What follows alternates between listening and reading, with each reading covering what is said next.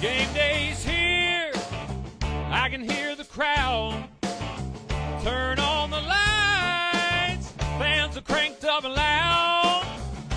Red or blue, we wear it proud. Yeah, we love our teams in this border town. Chiefs and Royals, Boo Mizzou, Rock Chalk, Jayhawk, KU. Hear that drum pounding in your feet. Yeah, you're marching to the beat of KC. What is going on, YouTube? What is going on, Kansas City? What is going on, Jayhawk Nation? And what is going on, everybody? And welcome to the Beat of KC. Ladies and gentlemen, my name is Lucas Murphy, and we are going to be talking about the Kansas Jayhawks and really the basketball team moving forward. Now, are we going to take the opportunity to talk about our learning opportunities from the North Carolina game? Of course. Are we going to be talking about how we can implement those in these next few games, specifically Texas A&M Corpus Christi? Of course, because that's really what we're doing. This is a long basketball season, ladies and gentlemen. This is a very talented Kansas Jayhawks basketball program. There really are just a lot of unknowns. And when you go out and you really kind of piece it together with very talented players, there's a learning curve. Now, they've had their opportunities to play a few games, exhibition and a regular season game, but when your second game of the season is on the road in an environment like Chapel Hill against North Carolina, most Jayhawk fans would anticipate that you should win this game, but it doesn't always happen that way. This is a learning opportunity. This is a learning curve. This is really a transition to start preparing for what is next, and that is Duke, because they're coming quickly, ladies and gentlemen. We played Texas A&M Corpus Christi. We play Princeton, and next thing you know, it's going to be on to Duke. So there is a challenge in the horizon, but we really need to focus on what we learned from the North Carolina game, implement it into these next two games to really build confidence in that. Because you're going to be facing some, mid to average talent. And so you have to take the opportunity to really build confidence, build a good rotation, understand who you're playing with, how they work, how they flow within the game. And I still think there was a lot of that needed to be understood. That's really kind of this first category we're going to be talking about is defensive consistency and really just communication when you're on the floor. There's a couple of things I want to talk about.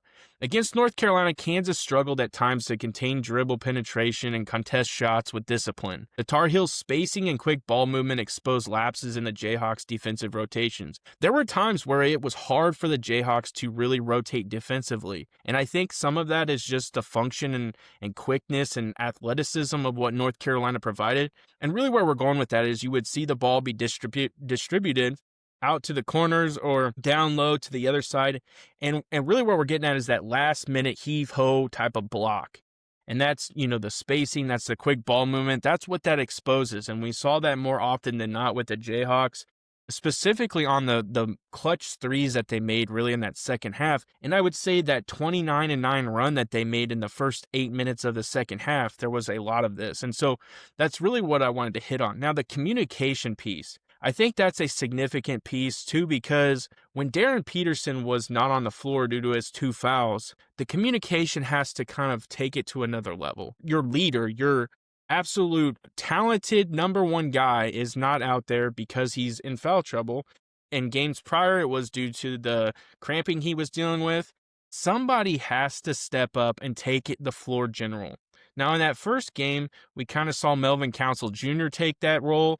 And you would expect that as the point guard to really kind of step up and be that floor general, and that's really what you want. But when Darren Peterson's not out there, there's often times where you get a sense of nervousness, a sense of kind of on-the-floor anxiety of, I don't want to be the guy that misses this shot and consistently is, maybe playing or struggling a little bit, and I get taken off the floor. Guys, that's not how this team needs to function. They need a guy to step up, to drive, to kick, to take the charge, and really help distribute the ball on this team when Darren Peterson's not out there. He can't play the entire game, all minutes of the game. That's just not going to happen. This is a, quick moving, up and down the court type of game. There's a lot of, physicalness to this game. And so he's going to be expected to sit on the bench at times just to catch a breather.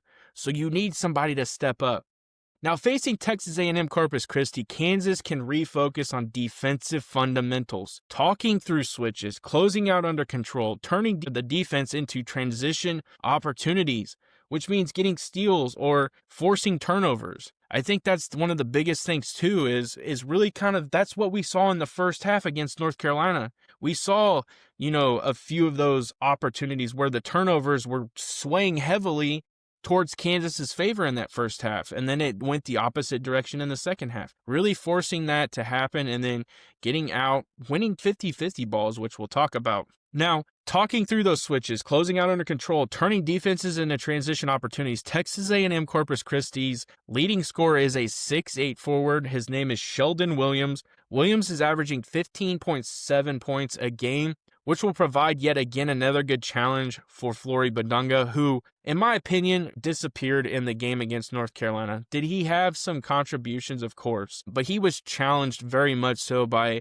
a guy that was bigger than him. It seemed to be more physical than him and really worked down low. And so Flory is going to have to get a little bit more physically empowering. He's going to have to get aggressive down there. He's really going to have to work against some of these big men. And this is going to be a true test. Now, Flory probably matches up really well against Sheldon Williams. And so that's why it's going to be a good challenge. But when he takes on guys that are a little bit bigger, I'm hoping that we start to see some improvement. Their next scorer behind Williams is a 6-foot guard in Mason Gibson. Gibson is averaging 13.7 points per game and has a great three-point shot. So it'll be interesting to see how they manage him. I would imagine that Darren Peterson probably will be guarding Gibson. If not, it will probably be a Melvin Council Jr. that will be on him. And that way you can really kind of work that defensive, set and see how we can really kind of eliminate one of their best scorers. Flipping over to the other side of the basketball, and when I say that, it's offensive flow and shot selection. And I think with this, it really kind of is how the game developed. And that's a big thing. And staying under control, keeping your composure. North Carolina's pressure disrupted Kansas's offensive rhythm. And this was forcing tough, contested looks, or often just forced shots from pressure of falling behind, specifically in the second half. We didn't see that necessarily in the first half. Now, were they kind of getting comfortability being on the road in Chapel Hill in the first half? Yeah, because they just didn't score a ton of points, and there were, some decent missed shots. But I think both teams were really trying to establish rhythm. They were both trying to really kind of work through their team and understand the functionality of their team. But as that second half really came out, we talked about it. North Carolina went on a 29-9 run in the first 8 minutes. They were knocking down shots. They were in transition. That really forced the hand for Kansas to get out of rhythm, get out of good clean shots. They were contested and sometimes they were just forced. And so it was almost the pressure of being behind that much. You felt like you had to shoot a 3-ball or you had to, quickly get to the basket and try to get the points because you were falling behind. And I think that's where we really started to see the teeter-totter sway towards North Carolina, just because that's kind of just how college basketball is. The team that has the adversity may have the chance to come back. We would see it at times. We would cut the lead down to 10, even less at one point, but then North Carolina would take hold again and kind of push that lead back up. In a market that never sleeps, one name rises above the rest. Lisa Miller from Dan Lynch Real Estate. Trusted by hundreds and recognized across the Midwest, she delivers results when it matters the most. With over 13 years of experience and licenses in both Kansas and Missouri, Lisa isn't just selling houses. She's helping you find a place to call home. Whether you are a first-time homebuyer, looking to upsize, or selling your current home, Lisa makes the process smooth and stress-free. As a local expert passionate about building lasting relationships, she ensures her clients feel confident and satisfied every step of the way. Don't wait, your perfect home is just a call away. Contact Lisa today at 913-579-3246 or 913-369-3000 or visit lisamillersaleskc.com. Let Lisa Miller at Lynch Real Estate help you start your next exciting chapter. And let her know the beat of KC, Lucas Murphy, sent you her way. And that's just kind of the ebbs and flows of basketball, and that's really kind of how this game just went. It was North Carolina's game, ladies and gentlemen. That's how you kind of have to look at it. It's time to move on. but getting multiple players involved, and I really think the Jayhawks can counter that against Texas A&M Corpus Christi by emphasizing ball movement. Getting, again, multiple players involved, especially on drive and kick action, that can create higher percentage opportunities and keep the offense balanced. Not only are you doing the kick and drive, you're giving the opportunity to kind of work down low at times. Maybe feed it to Flory, maybe feed it to Bryson Tiller. But Bryson Tiller, ladies and gentlemen, kid can shoot the three ball. He is a special talent for sure. But his ability to kind of just work all over the floor is a significant one as well. I think just to kind of get that drive and kick action, really kind of get to the foul line, shoot your free throws, and just work on building a good, solid foundation for your offense is just going to be key in these next two games. I also want to see the guards, again, drive to the basket, challenge down low, get fouled, go to the free throw line. I also want to see Trey White more involved in the offensive flow. There's times where it just feels like he's a player on the floor, and he's just out there kind of doing his own thing. And I want to see him more involved in what this team really does. Whether it's, Darren Peterson driving and handing it off and Trey White's dunking it similar to how Flory does, or, doing some design plays for Trey White, really getting him involved, because we see guys like Darren Peterson kind of take charge. We see, hopefully see Melvin Council Jr. step up and take charge as well. So those are kind of just some things I'm hoping to see focused on in the offensive side and really shot selection. Now, rebounding and physicality, ladies and gentlemen, the Tar Heels dominated on the glass, and it was a deciding factor. Kansas must respond with greater intensity on the boards. To me, that comes down to Flory. That Flory has to get more physical. He has to box out. And again, that comes down to second chance opportunities. The ball bounces off the glass and it kicks out to the perimeter or whatever it may be. You have to be aggressive and go get that basketball, because those are opportunities for you to then turn it into points. If you're letting that thing bounce around, you're not being aggressive, you're letting the other team get it, you're giving them second chance opportunities to score points. And that's really what I felt against North Carolina. When it came time for that ball, because they missed a ton of threes, but they made some pretty clutch ones as well. But when they would miss three balls, it would hit the rim hard or the backboard, and it would almost kick out, and it would always be a North Carolina player getting that basketball. They have to become more physical when it comes to that aspect. Go get it, ladies and gentlemen. It doesn't matter if it's a guard. It doesn't matter if it's a big. Get on the floor and get after that basketball. But they must respond with that greater intensity, particularly from the guards and their wings. Winning the rebounding battle against Texas A&M Corpus Christi isn't just about effort. It's about establishing control, limiting second chance points, and sparking the transition game that defines Kansas basketball, specifically this season.